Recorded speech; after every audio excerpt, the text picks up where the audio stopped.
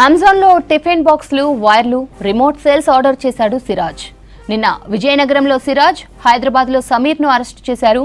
ఇద్దరికి 14 రోజులు రిమాండ్ విధించింది విజయనగరం కోర్టు. అరెస్టు సమయంలో సిరాజ్ దగ్గర భారీగా పేలుడు పదార్థాలు గుర్తించారు పోలీసులు. అమోనియం నైట్రేట్, సల్ఫర్, అల్యూమినియం పౌడర్ను సీజ్ చేశారు. ఇక హైదరాబాద్ బోయిగూడలో ఉగ్ర మూలాలు ఉన్నట్లు బయటపడింది. సమీర్ను బోయిగూడలో కలారంగ్ కాలనీలో 16వ తేదీన అరెస్టు చేశారు విజయనగరం పోలీసులు. తల్లి సబేరా, చెల్లి అలియాతో కలిసి ఇక్కడే ఉంటున్నాడు సమీర్. అతడి అరెస్టుతో స్థానికులు భయాందోళన చెందుతున్నారు. సమీర్ ఎప్పుడూ తమతో గొడవలు పడేవాడని చెప్తున్నారు. ఎప్పుడో ఓల్డ్ సిటీకి చెందిన పలు బ్యాచ్లతో రూమ్లో సమావేశం నిర్వహించేవాడన్నారు. అతడి కుటుంబ సభ్యులను ఇక్కడి నుంచి ఖాళీ చేయించాలని డిమాండ్ చేస్తున్నారు అక్కడి స్థానికులు. చాలా అమాయకులు లెక్కనే ఉండే సచ్చినోడు. ఆయన లోపల ఏముంది మాకు తెలియదు.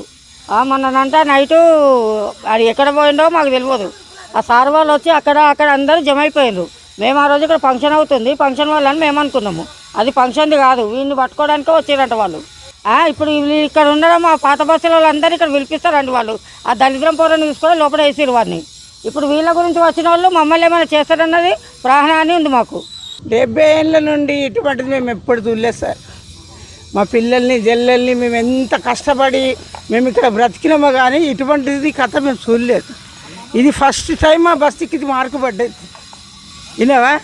ఈ మార్కు పడ్డది. మేము రాత్రి పగలు నిద్ర వస్తుంది, మాకు అన్నం తింటదాం తిండి ఒక వణుకు అయిపోయింది మాకు రాత్రి పగలు. మా పిల్లలు కష్టాలు పోతారు సార్. విన్నావా? మా పిల్లలు కష్టం చేస్తారా మాకు ఉంది, లేకపోతే మేము బతకలేము. మా పిల్లలు కష్టం చెయ్యదు. ఎక్కడెక్కడ బతికిన వాళ్ళు వచ్చి ఈడ మా బస్సులో చేరి ఇంత పెద్ద మార్కు పెట్టిన మా బస్సుకి మాకు చాలా బాధ అవుతుంది సార్. నా పక్కకే ఉంది, మాకు ఎప్పుడైనా భయమే ఉంది. మా ఇద్దరు మగపిల్లలు కూడా భయపడుతున్నారు, పని చేసి వచ్చి భయపడుతున్నారు. మేము చిన్నప్పటి నుంచి ఇక్కడనే ఉన్నాం సార్, కొత్తగా ఏం లేదు. మేము పాతోళ్ళం. మేము ఇంకా మా బస్తీలో ఇట్లాంటిది ఎప్పుడు జరగలే. మాకు భయం అవుతుంది, వాళ్ళ దిక్కేనే మాకు భయం అవుతుంది. మా బస్తీలో అసలే ఉండదు. మీరు ఏం చేస్తారో మీరు చేయండి.